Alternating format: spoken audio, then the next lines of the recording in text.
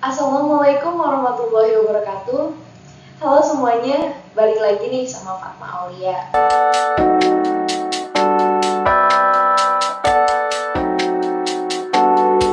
Di video kali ini, aku mau bahas hasil penelitian aku nih tentang salah satu permainan yang ada di Indonesia. Aku ngelakuin penelitian ini dengan metode kualitatif, yaitu dengan wawancara terkait pihak yang melakukan permainan tradisional tersebut. Jadi, salah satu permainan yang udah ada sejak tahun 1900-an di Indonesia dan terkenal di tahun itu juga, itu adalah patok lele. Berhubung Indonesia sendiri kan beragam jenis suku dan budayanya ya, salah satu bentuk keragaman karena budaya di Indonesia. Buat yang belum tahu patok lele itu kayak apa, jadi patok lele ini bukan berarti ada lelenya atau apa ya, jadi ini tuh benar-benar sejenis permainan. Permainan patok lele ini udah sangat tua banget dan udah jadi tradisi di Kecamatan Sungai Pagu, Kabupaten Solok Selatan, Provinsi Sumatera Barat.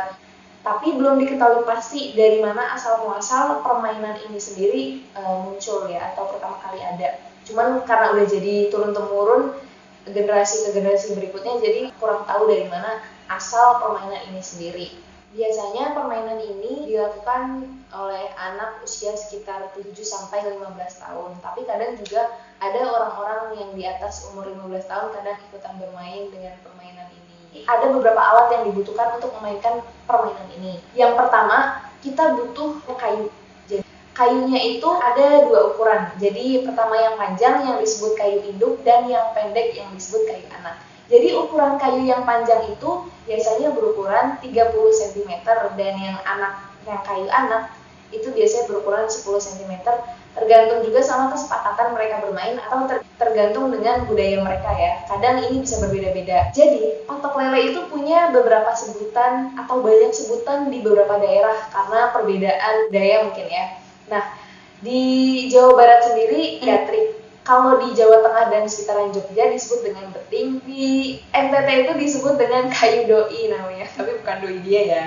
Di Bangka Belitung sendiri disebut dengan patek. Nah, ada juga yang nyebutnya dengan talkadal, pati lele, ada juga yang patok lele juga, ya beragam ya. Selain kayu, ada juga kita butuh yang namanya mungkin sejenis lubang ya, kayak ataupun bisa kita buat dengan kita naruh batu bata di kanan kiri ya, agak berjarak, jangan terlalu lebar banget, mungkin sekitar jaraknya kayu anakan yang tadi. Cara bermainnya itu kayu yang anakan yang kecil itu ditaruh di tengah-tengah antara dua batu itu. Nah, kayu yang panjang itu ditaruh di bawahnya kayu anakan. Nah, jadi itu modelnya kayak dicongkel gitu. Nah, selain itu juga ada beberapa tahapan nih waktu bermain ya. Jadi setelah kita udah punya peralatannya tadi, bagi jadi dua tim. Permainan ini membutuhkan sekitar 6-8 orang untuk dibagi menjadi dua kelompok. Atau kalian kalau mau 4 orang terus dibagi dua juga nggak apa-apa sih. Tergantung pemainnya juga gimana kesepakatan mereka. Saat udah dibagi jadi dua kelompok, yang pertama itu ada tim pelempar dan ada juga tim penjaga. Untuk memilih yang main, biasanya mereka melakukan sweep untuk melakukan penggiliran bermain. Nanti ada yang jadi tim penjaga dan tim pelempar. Nah, yang tim lempar ini pun misal ada 3 orang ya, cuman ada 1 orang doang yang mewakili kelompoknya buat jadi pelemparnya. Permainan ini juga tahapannya saat udah dipasang kayu anakannya itu, kita tinggal nyukil pakai kayu yang panjang atau kayu induk tadi. Nah, saat dicukil itu, tim penjaga itu yang bertugas untuk menangkap si kayu tadi. Selain itu juga ada beberapa aturan bermain saat menangkap kayunya. Saat kayu itu ada yang bisa nangkap ya, dia kalau nangkap pakai tangan satu itu poinnya 50 poin. Nah, kalau nangkapnya pakai tangan dua nih, itu poinnya cuma 20. Saat mereka nggak ada yang bisa nangkap, otomatis kan kayu anak tadi jatuh. Harus dilempar oleh tim penjaga ke tim pelempar tadi. Jadi sebenarnya tadi setelah mencukil kayu anak tadi, tim pelempar menaruh kayu induk yang tadi di antara batu yang tadi ditaruh buat anak induk. Nah, saat udah ada yang nangkap, artinya pemain penjaga menang dan pelempar kalah. Akhirnya ada pertukaran berpemain. Jadi yang penjaga jadi pelempar, yang pelempar kemudian menjadi penjaga.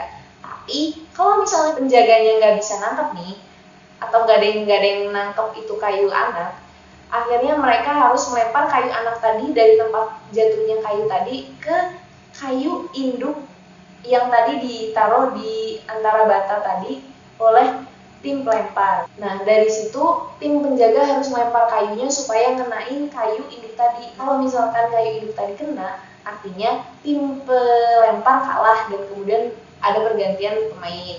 Kalau misalnya enggak, berarti tim penjaga gagal nih kan buat ngenain kayu induk. Akhirnya itu adalah poin buat tim pelempar. Nah, dia menghitung jarak dari titik jatuhnya kayu anak tadi ke kayu induk. Nah, pas ke kayu induk ini, dia ngitungnya pakai kayu induk. Jadi kayu induknya buat ngitung jarak dari sana ke sini, dihitung dapat berapa poin gitu. Perhitungannya cuma dihitung seperti biasa, 1, 2, 3, 4, 5, dan seterusnya. Itu kalau misalnya gak ada yang bisa nain ya. Setelah itu akan terus berlangsung permainan selama batas waktu yang ditentukan oleh mereka yang bermain. Aku melaksanakan penelitian ini sama beberapa anak yang kebetulan dekat sama rumah aku di daerah Cibogo, Subang, Jawa Barat. Di situ ada 4 responden. Orang yang melempar ini namanya Taufik, umur 14 tahun. Dia statusnya adalah pelajar. Nah, alasan dia main patok lele ini seru main patok lele, terus rebutan bareng sama temen. Udah gitu sekalian olahraga. Tapi sekarang udah jarang main, soalnya udah pada main HP semua. Kemudian ada responden yang kedua, namanya Mustafa, berumur 9 tahun, statusnya juga pelajar.